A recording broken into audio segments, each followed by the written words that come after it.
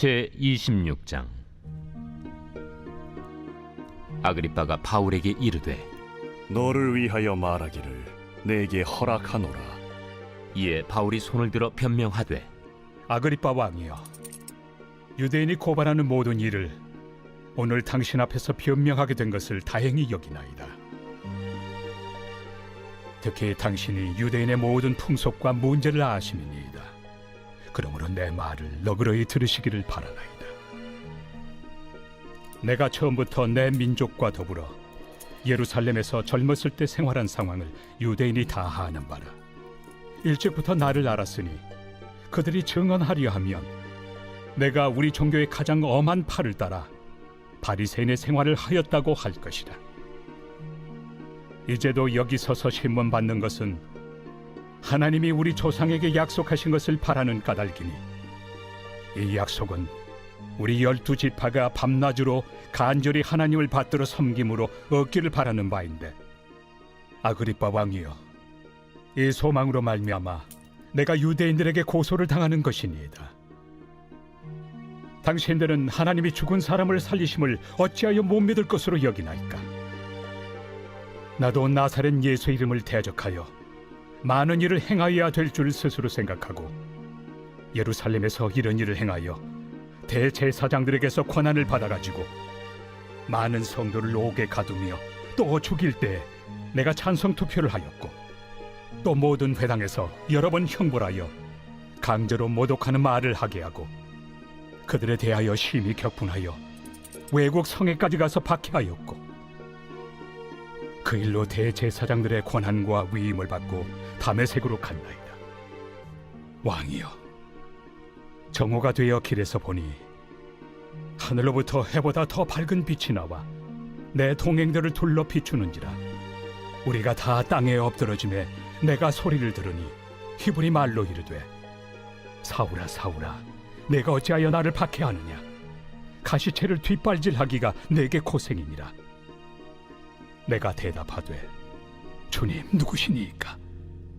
주께서 이르시되, 나는 내가 박해하는 예수라. 일어나 너의 발로 서라.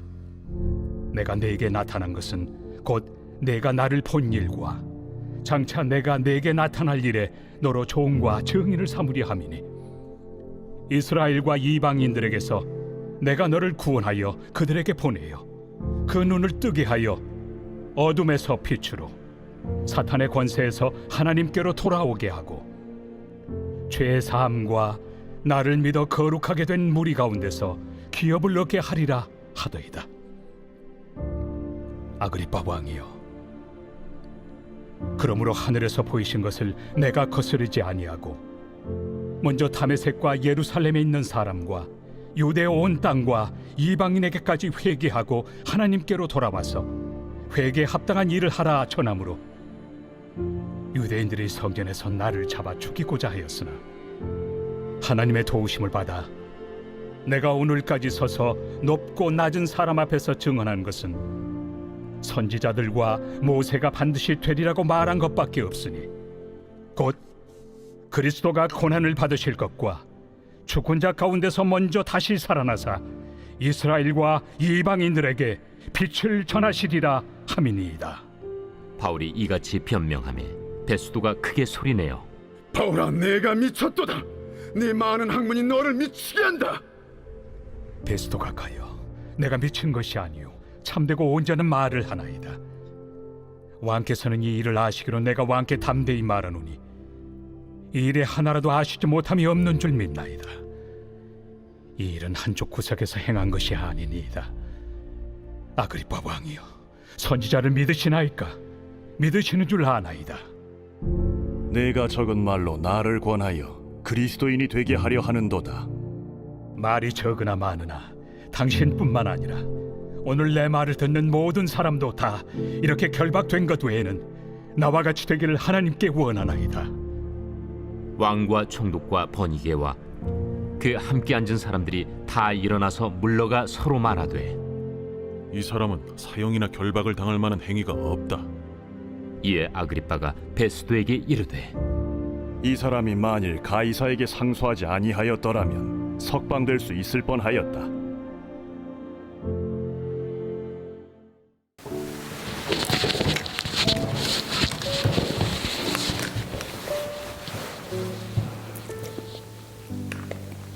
오늘의 말씀 사도행전 26장의 말씀입니다. 오늘 본문의 말씀은 아그리빠 앞에서의 바울의 마지막 변론이 기록되어 있습니다. 바울은 아그리빠 왕의 요청으로 청문회장에서 자기 변론을 하고 있습니다. 바울이 변론하는 내용은 유대인들은 자신이 청년 시절에 어떤 삶을 살았는지 다 알고 있다고 말을 합니다. 바울은 청년 시절 예수님을 십자가에 못 박아 죽인 유대인 지도자들의 신임을 받았고 예수님을 믿고 따르는 사람들을 짓밟는 일에 앞장섰던 사람입니다. 이 사실을 이곳에서 있는 유대인들은 다 알고 있는 내용이고 그들이 자기들이 증언하게 된다면 자신이 얼마나 유대교 율법을 엄격하게 지키는 바리새인이었는지 말할 것이라는 겁니다. 당시 유대인들에게는 누구나 소망하는 것들이 있었습니다. 그것은 하나님이 이 땅에서 메시아를 보내 당신들의 백성을 구원해 주시겠다는 약속이었습니다. 그들은 하나님께서 로마 제국을 몰아내고 자신들에게 안정과 평안을 안겨다 줄 메시아를 보내줄 거라고 확신하며 소망하며 기다렸습니다. 청년 바울 역시 그들과 같은 소망이었습니다. 그러니 나사렛 출신의 볼품없는 예수님은 그들에게 메시아가 될 수 없었고 인정할 수 없었던 겁니다. 그래서 청년 바울은 예수님을 메시아로 따르고 예수님이 부활했다고 주장하는 그리스도인들을 핍박하고 죽이는 일에 앞장섰던 겁니다. 하지만 바울은 다메섹에서 부르심을 받고 난 후 자신이 그동안 그토록 부정하고 핍박했던 예수님이 진정한 메시아임을 알게 되었습니다. 그날부터 청년 바울은 자신이 가지고 있는 잘못된 가치관을 버렸습니다. 하나님이 보내주시는 메시아는 이 땅에서 로마 제국을 몰아내고 자신들의 안정적인 삶을 보장해주는 메시아가 아니라 인간이 받아야 할 죄를 대신해 십자가에 대신 돌아가시고 부활하심으로써 인간에게 영원한 생명의 길을 열어주신 예수님이야말로 하나님께서 보내주신 영원한 구원의 메시아였음을 깨닫게 된 것입니다. 결국 바울은 자신이 필요해 만들어 놓은 틀에 박힌 하나님을 버리고 자신들을 구원해주기 위해 오실 메시아는 오직 예수님 한 분이시고 그의 소망은 오직 예수 그리스도가 되어버렸습니다. 아마도 바울은 자신들을 고소하는 대제사장들과 장로들 그리고 유대인들의 모습이 청년 시절 예수님을 인정하지 않고 핍박했던 자신의 모습과 같았기에 더욱 안타깝고 더욱 간절했는지도 모릅니다. 그래서 바울은 8절 말씀을 통해 이렇게 외칩니다. 당신들은 하나님이 죽은 사람을 살리심을 어찌하여 못 믿는 것으로 여기느냐이까. 여러분, 지금 바울의 모습을 보십시오. 예수님을 따르는 무리들이 핍박하고 죽이는 일에 앞장섰던 바울이 지금은 예수님의 증언자가 되어 세상을 향해 당신들은 어찌하여 하나님이 죽은 사람을 살리는 것을 믿지 못하느냐라고 외치고 있는 겁니다. 바울은 죽음에서 생명을 선포하는 일에 앞장서서 일하는 믿음의 사람으로 거듭났습니다. 이것은 오직 하나님의 은혜로 인함입니다. 그래서 바울은 에베소서 2장 8절 말씀을 통해서 이렇게 고백합니다. 너희는 그 은혜로 인하여 믿음으로 말미암아 구원을 받았으니 이것은 너희에게서 난 것이 아니요 하나님의 선물이라. 여러분, 바울의 인생은 완전히 달라졌습니다. 예수님을 믿는 자들이 핍박하고 죽이는 일에 열심을 넘어서 특심이 있었던 그가 진정 살아계신 하나님의 아들 예수 그리스도를 만나는 순간 완전히 새 사람이 되어버린 겁니다. 그의 본질 자체가 달라져 버렸습니다. 사울이라는 이름이 뜻대로 늘 무언가를 요구하고 만족함 없이 살았지만 예수 그리스도를 만나고 복음을 전하는 인생을 살면서 그 이름도 작다라는 뜻의 바울로 바뀌게 되었습니다. 결국 예수님 앞에서 내 존재는 아무것도 아니라는 것을 깨닫게 되고 내가 할 수 있는 것이 아무것도 없다는 것을 알게 된 것입니다. 자신이 가지고 있는 가치관이 진짜였고 그것을 목적으로 삼아왔던 그가 예수를 만나고 보니 모두 가치 없는 것임을 깨닫고 남은 자신의 삶을 주님을 위해 살고자 스스로 작은 사람이 된 것입니다. 여기서 중요한 것은 사울이 작은 사람 바울이 될 수 있었던 것 또한 다메섹에서 사울을 주님이 만나주셨기 때문에 가능했던 겁니다. 이 만남이 예수 그리스도를 대적하고 핍박했던 사울이 비로소 예수님을 그리스도로 믿게 되었고 주님의 종 사도 바울로 거듭날 수 있게 된 것입니다. 만약 이 만남이 없었다면 사울은 결코 하나님의 사람 주님의 종 바울이 될 수 없었을 것이고 끝까지 주님을 대적하며 살아갈 수밖에 없었을 것입니다. 주님의 대적자였던 사울이 하나님의 사람으로 주님의 종으로 거듭날 수 있었던 것은 결코 스스로의 선택과 의지로 인한 것이 아니라 오직 그를 사랑하셔서 선택해 주신 하나님의 은혜로 인함을 우리는 기억해야만 합니다. 하나님의 은혜가 있었기에 사울은 구원의 은혜를 받게 된 것이고 하나님의 사람으로 새 사람을 살게 된 것입니다. 이것은 모든 시대, 모든 하나님의 백성들에게 있어서도 마찬가지입니다. 하나님이 택하시고 은혜로 부어주셨기 때문에 하나님의 사람이 될 수 있었던 겁니다. 하나님께서 분명하게 말씀하셨습니다. 너희가 나를 택한 것이 아니요 내가 너희를 택하여 세웠나니 이는 너희로 가서 열매를 맺게 하고 또 너희 열매가 항상 있게 하여 내 이름으로 아버지께 무엇을 구하든지 다 받게 하려 함이니라. 절대로 우리 스스로의 선택과 결정 또 스스로의 의지와 능력으로 하나님의 사람이 된 것이 아니라는 겁니다. 우리는 그 어떤 경우에도 우리가 하나님의 사람이 된 것이 하나님의 선택과 은혜로 된 것을 잊지 말고 살아가야만 합니다. 사랑하는 성도 여러분, 우리는 오직 하나님께서 우리를 당신의 사람으로, 당신의 일꾼으로, 당신의 종으로 삼아주셨다는 사실을 기억하면서 항상 두렵고 떨리는 마음으로 하루하루를 최선을 다하여서 하나님이 허락하신 하루를 주님의 일을 통해서 평생 지키며 살아가야 할 소망을 가지고 기쁨으로 감사로 잘 감당하며 지켜나가야 할 줄 믿습니다. 오늘 말씀의 주인공 바울의 서신을 보면 늘 그가 수신자에게 자신을 표현할 때 이렇게 표현하는 걸 볼 수 있습니다.